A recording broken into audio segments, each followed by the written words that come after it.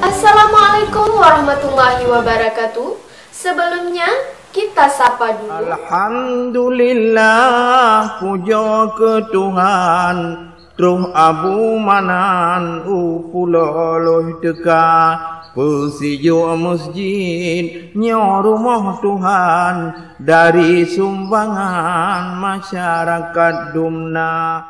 Kenduri dan doa bersama dalam acara Persijo Masjid Istiqamah Gampung Peloloh Uronyo 16 Maret 2023 berlangsung meriah dan penuh bermakna. Acara yang dipimpin oleh MC Tunku Angkasa dilanjutkan sambutan oleh Panitia Pembangunan Masjid Tunku Muhammad Nain. Beliau mengatakan, kenduri dan zikir uranyo nake sebagai rasa syukur getanyo pada para dermawan, khususnya kepada pengusaha lobang dan toke tambang yang telah membantu biaya pegat masjid dari 10 miliar yang KAB. Sekitar 60% adalah sumbangan dari mereka pengusaha tambang rakyat dan lain-lain. Banyak juga masukan masyarakat perihal tradisi pesapat breh siregam bek tak pegado. Memang ubet takalon tapi gehan terus masjid. Alhamdulillah saatnya aset tanah wakaf masjid getanyo na 20 lianale. Semoga kepada semua wakif pahala jariah terus mengalir kepadanya. Amin. Acara dilanjutkan zikir dan doa bersama dipimpin langsung oleh Tunku Syekh Khalili yang sudah tiba di Gampung Peloloh sehari sebelum acara. Pantauan kami,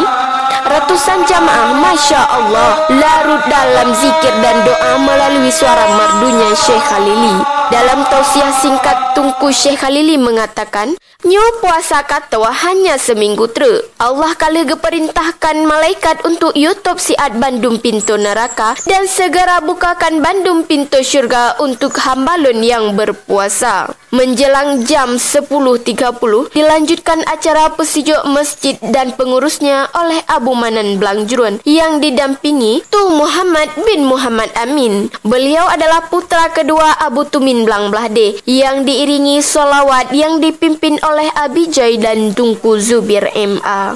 Kehadiran Tu Muhammad bin Muhammad Amin tidak terpisahkan dari sejarah awal mulanya Persijo pembangunan Masjid Tun Warbel Heblah lalu oleh almarhum Abu Tumin Blang Blahde. Panitia kenduri uranyo pihana cilet-cilet nagesia 2 boh kubah dan saboh lumo serta sumbangan nasi bungkus plus kue dari PKK dan Muslimat.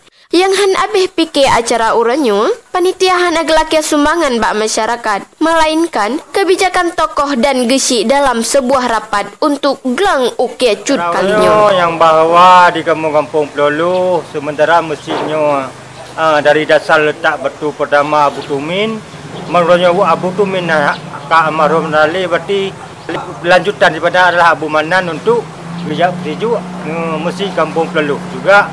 Dalam rangkanya namu pegat acara zikir. Pat yang tacok laju delay ya. Peng kas Gampung melihat 10 juta. Selanjutnya, Tunku Arifin MA sebelum memandu acara Persijo Masjid mengucapkan terima kasih kepada semua lapisan jamaah yang berhadir ba uronyo. Semakin sering tabah ulama ugempang, semakin melimpah rahmat Allah kepada getanyo Bandung. Korban kendurinya syukuran karena mengingat dari donatur-donatur penyumbang masjid yang ramai dekat, maka uronyo kamu mengundang untuk menikmati salah kadar syukuran dalam kenduri tersebut. Dalam tausiah singkat, Tu Muhammad bin Muhammad Amin menyampaikan, masjid yang kaindahnya harus tak usahakan beramai jamaah tiap waktu ya. Menyekon lagi nyan, yakinlah pada suatu saat masjid yang kahana jamaah le akan berubah fungsi. Selanjutnya, Abu Manan dalam tausiahnya menyampaikan, bandum harta tanyo yang tamita cula calote buro akan habis sia-sia, kecuali yang natinggai yang tak kebah bajaran Allah. Contoh tawakaf, tamusidekah, tabantu rumah Allah.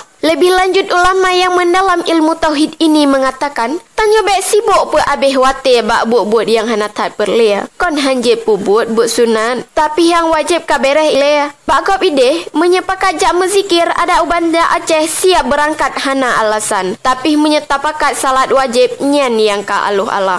Lebih lanjut, Abu Manan yang tidak asing lagi bagi warga Gempang mengharapkan, mari kita jaga keamanan dan kenyamanan pengusaha tambang rakyat sebagai sumber aset Gampung. Dan baik sagai tak khianat, yang penting benar mengalir dana dan manfaat bagi warga Gempang.